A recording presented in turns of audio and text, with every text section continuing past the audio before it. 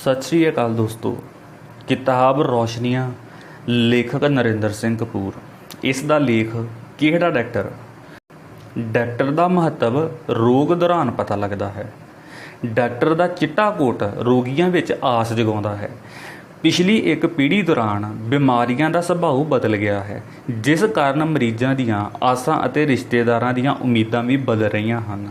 अजोके पढ़े लिखे मरीजों नूं अपने रोग बारे बहुत कुछ पहला ही पता हुंदा है, क्योंकि हर कोई अपने रोग बारे गूगल नूं फरोल रहा है। हुण सेहत महत्वपूर्ण खेत्र ही नहीं बन गया, यह एक वड्डा वपार भी बन गया है। थां थां जिम खुल रहे हैं। सेहत जिम विच नहीं बनती, जिम विच असीं अक्सर विगड़ी हुई सेहत नूं ठीक करन जांदे हां। रोगां दे वधण नाल डॉक्टरां दी जिम्मेवारी अते इलाज दी कारगुजारी प्रभावित हुंदी है। इलाज दे पक्षों साडे मापिਆਂ ਦੀ ਅਤੇ ਸਾਡੀ स्थिति बिल्कुल ਵੱਖਰੀ है। अजोके इलाज के संबंध विच मरीज की उम्र, सरीरक बनतर, मानसिक हालत, मायक अवस्था आदि पक्ष इलाज की रूपरेखा निर्धारित करते हैं। हर किसी की इच्छा चंगे डॉक्टर कोल जाण दी हुंदी है। चंगा डॉक्टर कदे भी मरीज जां उसके रिश्तेदारां विच घबराहट नहीं उपजाउंदा, कोई संकट नहीं सिरजदा, सगों मुश्किलां हल करदा है। जदों कि भैड़ा डॉक्टर कुछ पुछे जाना प्रवान नहीं करदा। एक व्यक्ति अपने 90 साल के पिता नूं हस्पताल लैके गया तो डॉक्टर ने खिज के कहा, इस उम्र के आदमी वास्ते असी की कर सकते हाँ। जदों पुत्र ने पूछा कि इन्हां दी बेआरामी नूं किवें घटाया जा सकता है तो डॉक्टर ने कहा, मैं जो दसना सी दस दिता है, मेरे नाल बहस ना करो, मेरे कोल फजूल सवालों लई वक्त नहीं है। वह व्यक्ति अपने पिता नूं दूजे हस्पताल लै गया। नवें डॉक्टर ने बजुर्ग की स्थिति समझी और पुत्र नूं समझाई। पिता ਅਤੇ पुत्र ਦੇ ਸਾਰੇ प्रश्नों के उत्तर दिते। भावें कोई इलाज संभव नहीं सी, तां भी डॉक्टर ने मरीज के फेफड़िਆਂ ਵਿੱਚੋਂ पानी ਕੱਢਣ ਦਾ फैसला किया ताकि मरीज की तकलीफ घटे। इस डॉक्टर का व्यवहार ही सुखावां इलाज सी। चंगा डॉक्टर मरीज नूं आप कहता है, कुछ पुछना है। जे दो डॉक्टरां ਵਿੱਚੋਂ एक चुनना होवे तां जिहड़ा डॉक्टर धीरज नाल सुने ਅਤੇ समझाउण दी बिरती नाल बोले, वह चंगा डॉक्टर हुंदा है। डॉक्टर ने मरीज का इलाज ही नहीं करना हुंदा, डॉक्टर अते मरीज विचकार संचार भी बड़ा जरूरी हुंदा है। चंगा डॉक्टर मरीज का विश्वास जितदा है। इलाज आरंभ ही उदों हुंदा है जदों डॉक्टर अते मरीज की सुर मिल जाती है। डॉक्टर के असली अर्थ मार्गदर्शक दे हुंदे हन। हरेक मरीज का अधिकार हुंदा है कि डॉक्टर उस नूं सुने, रोग अते इलाज बारे जानकारी देवे अते कीते जा रहे इलाज बारे दसे। नहीं तो मरीज की हालत विगड़न या अणगहली कारण मौत की हालत में हंगामा हुंदा है। एक पीढ़ी पहला केवल डॉक्टर ही मरीज तो सब कुछ पुछ सकता सी, मरीज डॉक्टर तो कुछ नहीं सी पुछदा। हुण मरीज डॉक्टर तो अपने रोग बारे कई प्रश्न पुछदा है। मुख रूप में डॉक्टर दो प्रकार के हुंदे हन, दवाइयां नाल इलाज करने वाले अते चीरफाड़ करने वाले डॉक्टर। मरीज भी दो प्रकार के हुंदे हन, हस्पताल में दाखिल होने वाले अते दवाई लैके वापस जाने वाले। विहार के पक्षों डॉक्टर रुखे, सख्त या मिलापड़े अते मरीज आग्याकारी या किंतु परंतु करने वाले हुंदे हन। डॉक्टर रोगां दा माहिर हुंदा है। वह जान जाता है कि मरीज के शरीर में की वापर रहा है तो की कीते जाणयोग है अते जो किया जाएगा उसका सिट्टा की निकलेगा। हर रोग का पिछोकड़ अते कारण हुंदा है। इलाज भविख विच वापरदा है। डॉक्टरी के किते विच डॉक्टरी सिक्ख्या दीयां डिग्रियां महत्वपूर्ण हुंदियां हन, पर तजर्बा डिग्रियां नालों भी महत्वपूर्ण हुंदा है। डॉक्टर नूं सफलता ज्ञान अते तजर्बे के जोड़ मेल नाल मिलदी है। डॉक्टर विच अंतर हुंदा है। संसार विच लगभग 10% मरीज गलत इलाज या डॉक्टरां दी अणगहली कारण मरदे हन। लगभग 20% मरीजों के इलाज लई डॉक्टरां नूं उचेचे यतन करने पैंदे हन। हुण कुछ रोग हर किसी नूं होण लग पए हन ਅਤੇ कई मौतां हस्पताल विचों लगण वाले रोगां नाल होण लग पईआं हन। कई वारी इलाज की गलत प्रणाली भी मौत का कारण बनती है। अक्सर पुछया जाता है कि इलाज की किहड़ी प्रणाली चंगी है। भारत विच अनेकां धर्मां अते भाषावां वांग इलाज प्रणालियां भी अनेकां हन। इलाज प्रणाली वास्तव विच उही सही अते चंगी हुंदी है जिहड़ी सानूं रोग तो मुक्त करवाए। डॉक्टर हकीम वो चंगा हुंदा है जिस ते साडा विश्वास होवे। भारत में जदों कोई बीमार पैंदा है तो वह एलोपैथी, होम्योपैथी, आयुर्वेद, यूनानी आदि सारिया प्रणालियां नाल घरेलू टोटकियां वाला इलाज आरंभ कर दिंदा है। सो पता ही नहीं लगता कि किहड़ी प्रणाली नाल आराम आया है। ਹਰੇਕ ਪ੍ਰਣਾਲੀ ਵਿੱਚ ਕੁਝ ਇਲਾਜ ਬੜੇ ਕਾਰਗਰ ਹੁੰਦੇ ਹਨ। ਆਮ ਕਰਕੇ ਲਗਭਗ 55 ਸਾਲ ਦੀ ਉਮਰ ਤੱਕ ਅਕਸਰ ਸਾਰੇ ਰੋਗ ਲਾਗ ਕਾਰਨ ਹੁੰਦੇ ਹਨ, ਜਿਨ੍ਹਾਂ ਨੇ ਜ਼ੁਕਾਮ ਵਾਂਗ 5-7 ਦਿਨਾਂ ਵਿੱਚ ਆਪੇ ਠੀਕ ਹੋ ਜਾਣਾ ਹੁੰਦਾ ਹੈ। ਇਸੇ ਕਾਰਨ ਭਾਰਤ ਵਿੱਚ ਝਾੜਿਆਂ ਅਤੇ ਮੰਤਰਾਂ ਨਾਲ ਵੀ ਇਲਾਜ ਸਫਲ ਹੁੰਦੇ ਹਨ। 55 ਸਾਲ ਤੋਂ ਮਗਰਲੇ ਰੋਗ ਸਰੀਰਕ ਢਾਂਚੇ ਵਿਚਲੇ ਵਿਗਾੜ ਕਾਰਨ ਹੁੰਦੇ ਹਨ। ਬਹੁਤੀਆਂ ਹਾਲਤਾਂ ਵਿੱਚ ਅਜਿਹੇ ਰੋਗਾਂ ਦਾ ਇਲਾਜ ਨਹੀਂ ਹੁੰਦਾ। ਦਵਾਈਆਂ ਨਾਲ ਰੋਗ ਨੂੰ ਸਹਿਣਯੋਗ ਬਣਾ ਦਿੱਤਾ ਜਾਂਦਾ ਹੈ। ਨਿਰਸੰਦੇਹ ਡਾਇਟਰੀ ਗਿਆਨ, ਸਿਹਤ ਸਹੂਲਤਾਂ, ਸਾਫ਼ ਸਫਾਈ, ਸਿੱਖਿਆ ਦੇ ਫੈਲਣ ਅਤੇ ਸਰੀਰਕ ਕੋਝੀ ਕਾਰਨ ਪਿਛਲੇ 50 ਸਾਲਾਂ ਵਿੱਚ ਔਸਤ ਉਮਰਾਂ ਦੁੱਗਣੀਆਂ ਹੋ ਗਈਆਂ ਹਨ, ਜਿਹੜੀਆਂ ਅਗਲੇ 50 ਸਾਲਾਂ ਵਿੱਚ ਚੌਗਣੀਆਂ ਹੋ ਜਾਣਗੀਆਂ। 20ਵੀਂ ਸਦੀ ਦੇ ਆਰੰਭ ਵਿੱਚ ਔਸਤ ਉਮਰ 25 ਵਰ੍ਹੇ ਸੀ। ਉਮਰਾਂ ਲੰਮੀਆਂ ਹੋਣ ਕਾਰਨ ਜਵਾਨੀ ਲੰਮੀ ਨਹੀਂ ਹੋਵੇਗੀ, ਬੁਢਾਪਾ ਲਮਕੇਗਾ ਅਤੇ ਬਜ਼ੁਰਗਾਂ ਅਤੇ ਰੋਜ਼ ਦਵਾਈ ਲੈਣ ਵਾਲਿਆਂ ਦੀ ਗਿਣਤੀ ਵਧੇਗੀ। ਜਾਪਾਨ ਵਿੱਚ ਇਹ ਸਥਿਤੀ ਵਾਪਰ ਰਹੀ ਹੈ। ਇਸ ਕਾਰਨ ਕਰਕੇ ਡਾਕਟਰੀ ਦਾ ਕਿੱਤਾ ਹੋਰ ਮਹੱਤਵਪੂਰਨ ਹੁੰਦਾ ਜਾ ਰਿਹਾ ਹੈ ਅਤੇ ਬੁਢਾਪੇ ਵਿੱਚ ਲੱਗਣ ਵਾਲੇ ਰੋਗਾਂ ਬਾਰੇ ਖੋਜ ਵਧੇਰੇ ਹੋ ਰਹੀ ਹੈ। ਡਾਕਟਰਾਂ ਨੂੰ ਹਰ ਕੋਈ ਮਰੀਜ਼ ਲੱਗਦਾ ਹੈ। ਡਾਕਟਰ ਦੀ ਇੱਕ ਸਮੱਸਿਆ ਇਹ ਵੀ ਹੈ ਕਿ ਵਿਸ਼ੇਸ਼ਗਤਾ ਕਾਰਨ ਹਰੇਕ ਡਾਕਟਰ ਕੋਲ ਮਰੀਜ਼ ਦੇ ਸਰੀਰ ਦੇ ਇੱਕ ਸੀਮਿਤ ਭਾਗ ਬਾਰੇ ਹੀ ਗਿਆਨ ਹੁੰਦਾ ਹੈ, ਜਦੋਂ ਕਿ ਸਰੀਰ ਇੱਕ ਸੰਯੁਕਤ ਢਾਂਚਾ ਹੈ। ਡਾਕਟਰੀ ਦਾ ਗਿਆਨ ਇਤਨੀ ਤੇਜ਼ੀ ਨਾਲ ਵਧ ਰਿਹਾ ਹੈ ਕਿ ਡਾਕਟਰਾਂ ਲਈ ਨਵੇਂ ਗਿਆਨ ਨਾਲ ਇਕਸੁਰ ਹੋਣਾ ਚੁਣੌਤੀ ਬਣ ਗਿਆ ਹੈ। ਬਹੁਤੇ ਡਾਕਟਰ ਲਗਭਗ 300 ਦਵਾਈਆਂ ਬਾਰੇ ਹੀ ਜਾਣਦੇ ਹੁੰਦੇ ਹਨ, ਜਿਨ੍ਹਾਂ ਵਿੱਚੋਂ ਲਗਭਗ 20 ਦਵਾਈਆਂ ਉਹਨਾਂ ਦੀਆਂ ਪਰਖੀਆਂ ਅਤੇ ਪੱਕੀਆਂ ਹੁੰਦੀਆਂ ਹਨ। ਚੰਗਾ ਡਾਕਟਰ ਆਪਣੇ ਗਿਆਨ ਦੀ ਸੀਮਾ ਸਵੀਕਾਰ ਕਰਦਾ ਹੈ। ਉਹ ਹੋਰਾਂ ਡਾਕਟਰਾਂ ਨਾਲ ਸਲਾਹ ਕਰਨ ਤੋਂ ਝਿਜਕਦਾ ਨਹੀਂ। ਸਿਆਣਾ ਡਾਕਟਰ ਮਰੀਜ਼ ਦੀ ਭਲਾਈ ਨੂੰ ਸਾਹਮਣੇ ਰੱਖਦਿਆਂ ਉਸ ਨੂੰ ਕਿਸੇ ਹੋਰ ਡਾਕਟਰ ਕੋਲ ਭੇਜਣ ਤੋਂ ਸ਼ਰਮਾਉਂਦਾ ਨਹੀਂ ਹੈ। ਇਹ ਸੱਚ ਹੈ ਕਿ ਭਾਰਤ ਵਿੱਚ ਰੋਗੀ ਡਾਕਟਰਾਂ ਕੋਲ ਜਾਣ ਤੋਂ ਘਬਰਾਉਂਦੇ ਹਨ। ਕਾਰਨ ਸਪਸ਼ਟ ਹੈ ਕਿ ਮਰੀਜ਼ਾਂ ਨੂੰ ਡਾਕਟਰਾਂ 'ਤੇ ਵਿਸ਼ਵਾਸ ਨਹੀਂ ਰਿਹਾ।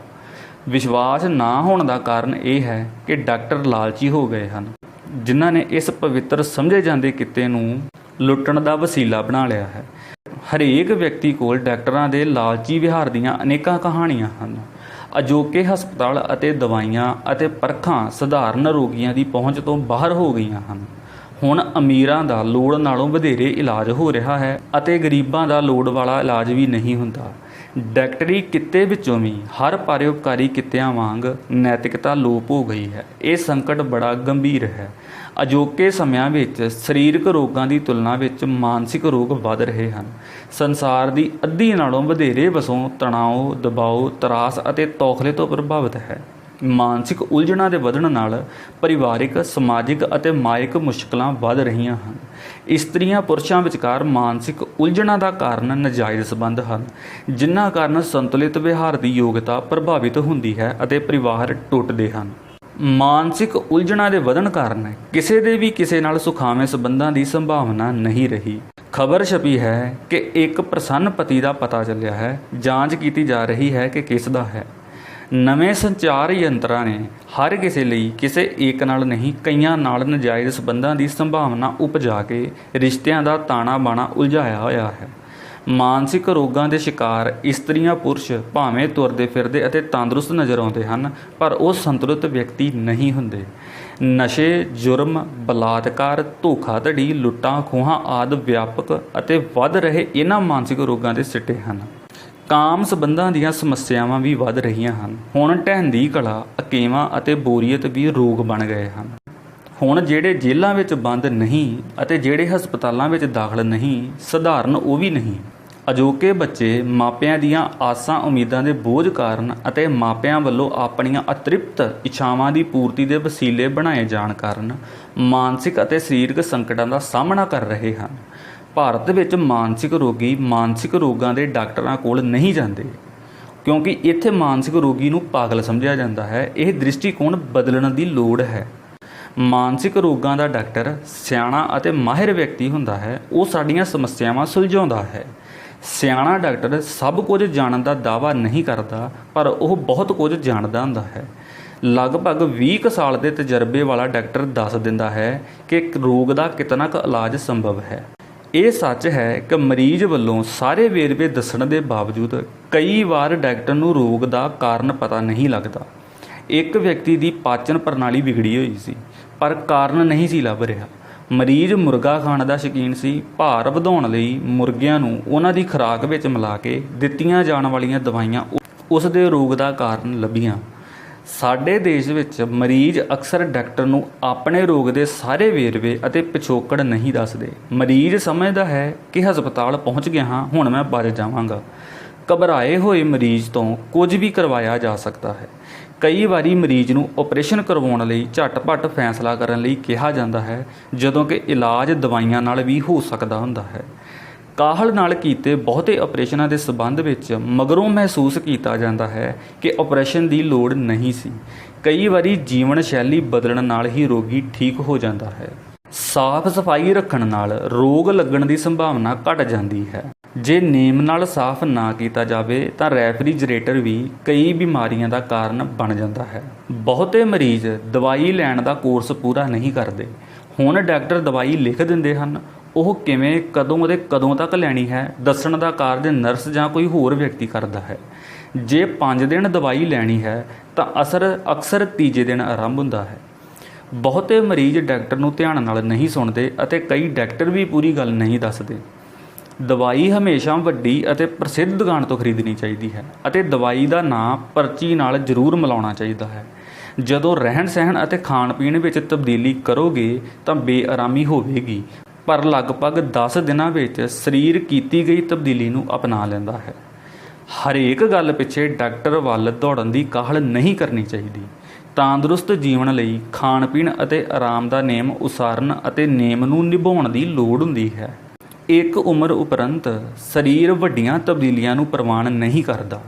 ਮੋਟਾਪਾ ਆਪ ਵੀ ਇੱਕ ਰੋਗ ਹੈ ਅਤੇ ਇਹ ਅਨੇਕਾਂ ਰੋਗਾਂ ਦਾ ਕਾਰਨ ਵੀ ਹੁੰਦਾ ਹੈ। ਸਾਡੇ ਦੇਸ਼ ਵਿੱਚ ਕਈ ਲੋਕ ਆਪਣੇ ਰੋਗਾਂ ਦਾ ਮਾਣ ਕਰਦੇ ਹਨ। ਆਪਣੇ ਗਠੀਏ ਦੇ ਰੋਗ ਸੰਬੰਧੀ ਇੱਕ ਵਪਾਰੀ ਹਰ ਕਿਸੇ ਨੂੰ ਦੱਸਦਾ ਸੀ ਕਿ ਇਹ ਰੋਗ ਕਰੋੜਪਤੀਆਂ ਨੂੰ ਹੀ ਹੁੰਦਾ ਹੈ। ਸਿਆਣਾ ਵਿਅਕਤੀ ਆਪਣੇ ਰੋਗ ਤੋਂ ਜਲਦੀ ਮੁਕਤ ਹੁੰਦਾ ਹੈ। ਅਰੋਗ ਹੋਣ ਦੀ ਅੱਧੀ ਜ਼ਿੰਮੇਵਾਰੀ ਮਰੀਜ਼ ਦੀ ਹੁੰਦੀ ਹੈ। ਇਲਾਜ ਦੌਰਾਨ ਡਾਕਟਰ ਬਦਲਣਾ ਨਹੀਂ ਚਾਹੀਦਾ, ਤਾਂ ਹੀ ਬਦਲੋ ਜੇ ਠੋਸ ਕਾਰਨ ਹੋਵੇ। ਐਲੋਪੈਥਿਕ ਦਵਾਈਆਂ ਖਾਣ ਵਾਲੇ ਰੋਗੀ ਕਈ ਵਾਰ ਸ਼ਿਕਾਇਤ ਕਰਦੇ ਹਨ ਕਿ ਦਵਾਈ ਬੜੀ ਗਰਮ ਹੈ। ਇਸ ਦਾ ਕਾਰਨ ਇਹ ਹੁੰਦਾ ਹੈ ਕਿ ਦਵਾਈਆਂ ਦੀ ਖੋਜ ਠੰਡੇ ਵਾਤਾਵਰਣ ਵਾਲੇ ਦੇਸ਼ਾਂ ਵਿੱਚ ਹੋਣ ਕਰਕੇ ਇਹ ਠੰਡੇ ਦੇਸ਼ਾਂ ਦੇ ਮਰੀਜ਼ਾਂ ਲਈ ਲਾਭਕਾਰੀਆਂ ਹੁੰਦੀਆਂ ਹਨ, ਜਦੋਂ ਕਿ ਗਰਮ ਦੇਸ਼ਾਂ ਵਿੱਚ ਸਰੀਰ ਪਹਿਲਾਂ ਹੀ ਭਖਿਆ ਹੁੰਦਾ ਹੈ। ਹਸਪਤਾਲਾਂ ਵਿੱਚ ਕੰਮ ਕਰਦੇ ਡਾਕਟਰ ਨਰਸਾਂ ਦੀਆਂ ਆਪਣੀਆਂ ਸਰੀਰਕ ਅਤੇ ਮਾਨਸਿਕ ਸਮੱਸਿਆਵਾਂ ਵੀ ਹੁੰਦੀਆਂ ਹਨ। ਇਹਨਾਂ ਦੇ ਪਰਸਪਰ ਸਾੜੇ ਅਤੇ ਈਰਖਾਵਾਂ ਵੀ ਹੁੰਦੀਆਂ ਹਨ। ਕਈ ਵਾਰੀ ਅੱਕੇ ਥੱਕੇ ਡਾਕਟਰ ਦਾ ਜਵਾਬ ਮਰੀਜ਼ ਅਤੇ ਉਸ ਦੇ ਸੰਬੰਧੀਆਂ ਨੂੰ ਜ਼ਖਮੀ ਕਰ ਦਿੰਦਾ ਹੈ। ਇੱਕ ਧੀ ਆਪਣੇ ਪਿਤਾ ਦੇ ਇਲਾਜ ਲਈ ਡਾਕਟਰ ਨੂੰ ਬੇਨਤੀਆਂ ਕਰ ਰਹੀ ਸੀ। ਡਾਕਟਰ ਨੇ ਕਿਹਾ, ਇਹਨਾਂ ਦੀ ਮਿਆਦ ਮੁੱਕ ਗਈ ਹੈ, ਘਰ ਲੈ ਜਾਓ। ਘਰ ਲੈ ਜਾਣ ਨਾਲ ਮਰੀਜ਼ ਨੇ ਆਪਣੀ ਸਥਿਤੀ ਪ੍ਰਵਾਨ ਕਰ ਲਈ, ਪਰ ਉਹ ਠੀਕ ਹੋ ਕੇ 13 ਸਾਲ ਜਿਉਂਦਾ ਰਿਹਾ। ਇੱਕ ਬਜ਼ੁਰਗ ਬਿਮਾਰ ਸੀ।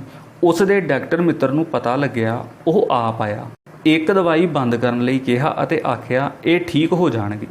ਉਹ ਠੀਕ ਹੋਇਆ ਅਤੇ 4 ਸਾਲ ਜਿਉਂਦਾ ਰਿਹਾ। ਇਹ ਡਾਕਟਰ ਦੇ ਬੋਲਾਂ ਦੀ ਕਰਾਮਾਤ ਸੀ। ਇੱਕ ਔਰਤ ਦੀ ਲੱਤ ਕੱਟ ਦਿੱਤੀ ਗਈ ਸੀ, ਪਰ ਦਰਦ ਦੇ ਬਾਵਜੂਦ ਉਹ ਦੂਜੀ ਲੱਤ ਕਟਵਾਉਣੀ ਨਹੀਂ ਸੀ ਚਾਹੁੰਦੀ। ਛੁੱਟੀ ਗਿਆ ਹੋਇਆ ਵੱਡਾ ਡਾਕਟਰ ਵਾਪਸ ਆਇਆ ਤਾਂ ਉਸਨੇ ਦੂਜੀ ਲੱਤ ਨਾ ਕੱਟਣ ਦਾ ਭਰੋਸਾ ਹੀ ਨਾ ਦਿੱਤਾ, ਸਗੋਂ ਕੱਟੀ ਹੋਈ ਲੱਤ ਦੀ ਥਾਂ ਬਨਾਵਟੀ ਲੱਤ ਲਾ ਕੇ ਉਸ ਨੂੰ ਤੁਰਨ ਦੇ ਯੋਗ ਕਰਨ ਦਾ ਵੀ ਭਰੋਸਾ ਦਿੱਤਾ। ਉਸ ਔਰਤ ਨੇ ਮਗਰੋਂ ਕਿਹਾ, ਅਰਦਾਸਾਂ ਮੈਂ ਰੱਬ ਨੂੰ ਕਰਦੀ ਸਾਂ, ਪਰ ਸੁਣੀਆਂ ਉਸ ਡਾਕਟਰ ਨੇ ਸਨ। ਕੋਈ ਜ਼ਮਾਨਾ ਸੀ ਜਦੋਂ ਡਾਕਟਰ ਨੂੰ ਰੱਬ ਸਮਝਿਆ ਜਾਂਦਾ ਸੀ। ਅਜੋਕੇ ਬਹੁਤੇ ਡਾਕਟਰਾਂ ਨੇ ਆਪਣੇ ਕਿੱਤੇ ਦਾ ਜਸ ਆਪ ਘਟਾਇਆ ਹੈ। ਆਪਣੇ ਤੰਦਰੁਸਤ ਹੋਣ ਦੀ ਜ਼ਿੰਮੇਵਾਰੀ ਜੇ ਆਪ ਚੁੱਕੀ ਜਾਵੇ ਤਾਂ ਪ੍ਰਸੰਨ ਅਤੇ ਖੁਸ਼ਹਾਲ ਜੀਵਨ ਦਾ ਸਹਿਜੇ ਹੀ ਆਨੰਦ ਮਾਣਿਆ ਜਾ ਸਕਦਾ ਹੈ। ਸੋ ਦੋਸਤੋ, ਇਸ ਦੇ ਨਾਲ ਇਹ ਲੇਖ ਵੀ ਖਤਮ ਹੁੰਦਾ ਹੈ। ਫਿਰ ਮਿਲਾਂਗੇ ਅਗਲੇ ਲੇਖ ਨਾਲ। ਧੰਨਵਾਦ।